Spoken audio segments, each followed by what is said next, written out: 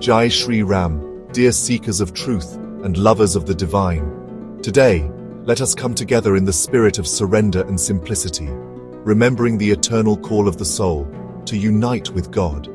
Amidst the noise of daily life, there lies a quiet voice reminding us the true goal of this human birth is not wealth, fame, or pleasure, but union with the Supreme. Let your heart be still as we now listen to the sacred teaching of the day, a reflection soaked in devotion and timeless wisdom. To attain God is the only religion. Even extra-canonical actions are permissible if they conduce to the attainment of God, which after all is the highest, the sole aim of human life, and true religion. No act performed with an egoistic attitude is acceptable to God. Benevolence, howsoever great, will yet do no real good if it stems from a desire for celebrity. This only pampers the ego, does not bring God any nearer. Actions prompted by real selfless spirit of service alone conform to true religion. Treat yourself solely as God's instrument, while He is the true doer. This indeed is true, utter surrender to Him. Faith in God can be developed at any age and in any situation.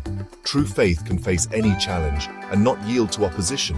A person of true faith will never entertain worry or anxiety on any account. Anxiety vitiates the prospects of attaining the goal and makes us forgetful of duty. Trust in God and do your best, and be content with the result. In worldly matters, contentment comes from doing one's duty. In Paramartha, contentment is the reward of firm faith. Paramartha is achievable neither by hypocrisy nor by foolish simplicity. In financial matters, we should act with due regard to our capacity, taking care to see that we do not create debts. We should neither cheat others nor be a prey to others' deceit. One devoted to Paramartha should carefully avoid hurting others. One who is prepared to accept whatever situation comes will never feel the pinch of want. We should neither envy the rich nor scorn the poor. Remember that all are treated by God with justice, equality, and forgiveness. Justifiable distribution of wealth is that which ensures food and such basic necessities to all.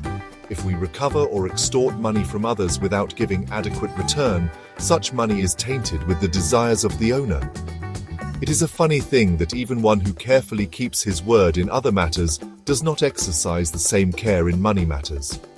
In the present state, want of money and its profusion both cause us difficulty. All that a sannyasin should seek to store is one day's provision. A householder should have enough to serve for 3 days and should cease worrying. A person usually starts his life with the notion, I am the doer, while the first step in Paramartha is the belief that Rama is the doer. Allama Prabhu was a mystic saint and poet of Karnataka, revered in the Virashaiva tradition. Though born into a family of temple musicians, Allama was not destined for a simple worldly life. His heart burned with the longing to dissolve the false identity of ego and merge with the Absolute. When tragedy struck, his young wife passed away. Allama left behind all worldly attachments and entered the dense forests in grief, but also in divine search. There he encountered his guru, Animasaya, and received deep wisdom. From then on, Allama roamed freely, singing cryptic, piercing verses called vachanas. He reminded all that true religion lies not in rituals or public acts of piety, but in the total surrender of the E. He declared, do not think devotion is something to show. When the mind melts in the fire of God's grace, the ego disappears, and only the Lord remains. Allama renounced not only possessions, but pride in renunciation itself. He rejected both worldly success and spiritual ego. He taught that actions done with a pure heart, seeing oneself as an instrument in God's hands, are the only path to liberation. In our Pravachan today, we are reminded of the same truth. No external action, however noble, holds value unless it springs from surrender. Allama lived that surrender fully, showing that even in worldly chaos, God can be attained, if we let go of doership and ego.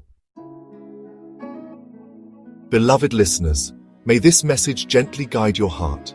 Let us learn to serve, act, speak, and even breathe as if we are simply instruments in God's divine orchestra. Leave behind the pride of I, and let Rama be the doer. Whether at home, in society, or in silence. Walk in surrender, walk in faith. For in truth, to attain God is the only religion. Hari Om.